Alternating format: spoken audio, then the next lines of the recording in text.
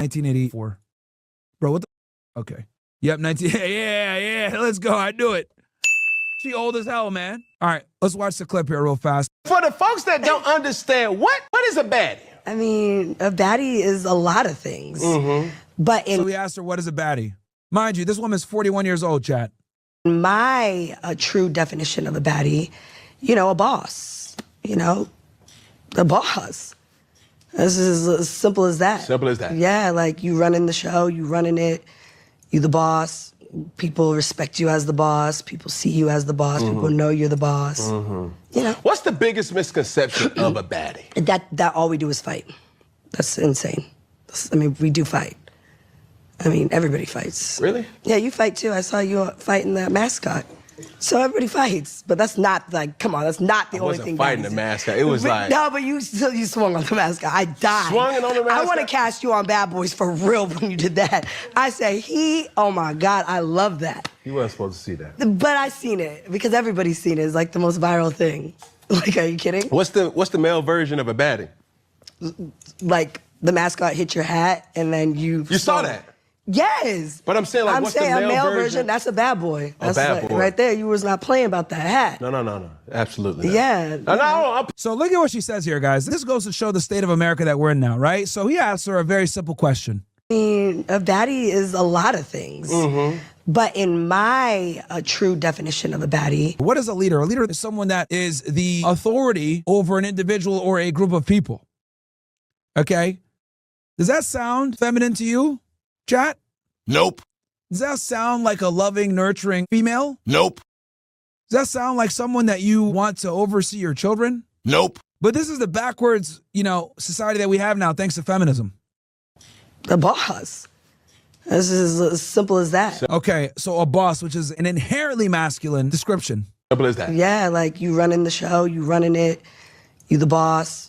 People respect you as the boss. People see you as the boss. People know you're the boss. You know. What's the biggest misconception of a baddie? That all we do is fight. That's it. Well, here's the thing. You are going to fight, because by being a leader and by being a boss, that's going to lead to friction. It's going to lead to people telling you, challenging your authority. As a matter of fact, you get to be a boss, right? You become a boss or a leader by fighting to get there. Okay? You have to compete with people to become a boss, which is a masculine thing, right?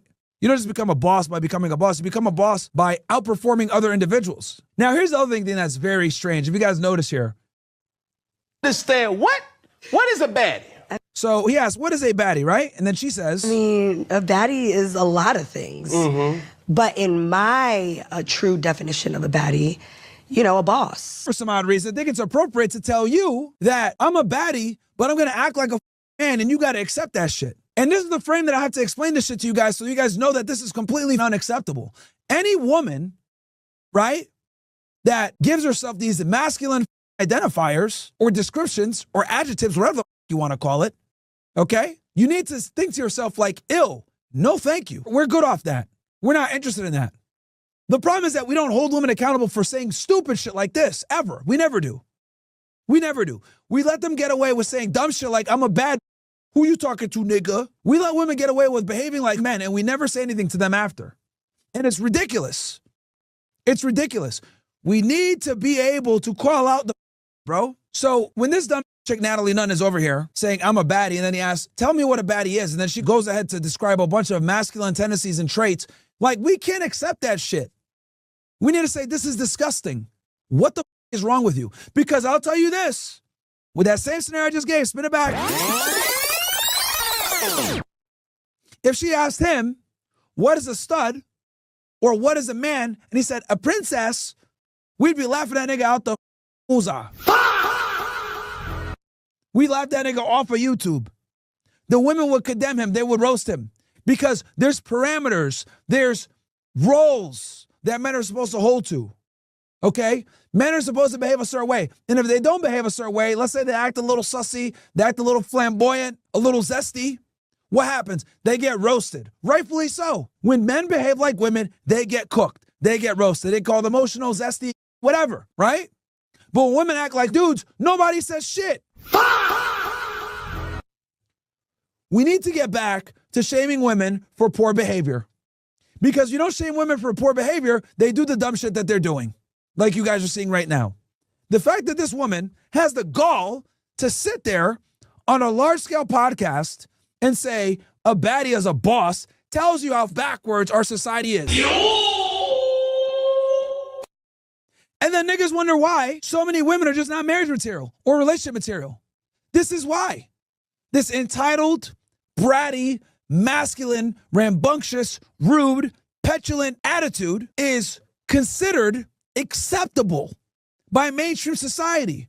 And not only is it considered acceptable, it's not condemned whatsoever or shamed. One thing that feminism has done a fantastic job of doing, and I talk about this quite a bit, but I gotta say this again for you stupid niggas so you guys remember this shit. The purpose of feminism, guys, wasn't to make women equal, okay? That's like the end goal, but that's not what they actually did. Let me explain what they actually did. What feminism really did was eliminate shame, okay? That's what feminism really did. It eliminated shame because women's kryptonite, the female kryptonite, is shame. Why is shame the female kryptonite? The female kryptonite being shame is because of this. Women don't have the ability to physically defend themselves. Do you understand that?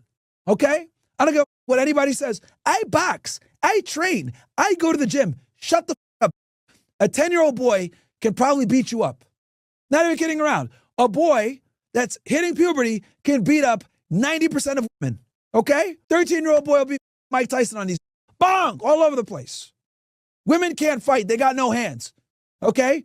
If you don't believe me, next time you see your sister or your mom or your aunt, throw a football at them. Hey, think twice. Whoop. Or think fast. Whoop. Throw a baseball. Hey, catch. Whoop. You know what's going to happen? Oh, God. Got no coordination. They got no athleticism, okay, at all. At all. They're inferior. Sorry, it is what it is. Physically, they just don't have the same capability to assess spatial differentiations. They just can't. This is why men are builders, etc. So going back to the shame thing, the reason why shame is so powerful with women is because if you shame someone, they're threatened to be removed from what? The herd, the group, okay? Women are communitarian by nature. By being communitarian by nature, that means that they need the community to survive. They're not like men, okay? They cannot stand up for their belief system via violence. Men do that. This is why every single revolution was led by men. So shaming a man doesn't have the same prowess and power as shaming a woman, okay? Because when you shame a woman, the threat of her being removed from the community is damn near a death sentence for her. So what feminism really did was remove shame. You don't want to be a mom, we're not going to shame you for that anymore. You want to enter the workforce, we're not going to shame you for that anymore. You want to be we're not going to shame you for that anymore. That's what feminism really is. It is the removal of shame from conventionally unflattering behaviors and characteristics of women. Okay? And this is why removal of shame from conventionally unflattering behaviors and characteristics of women. Okay? And this is why feminists and progressives and all these other don't like to debate me, because I will destroy anybody on this topic. Okay?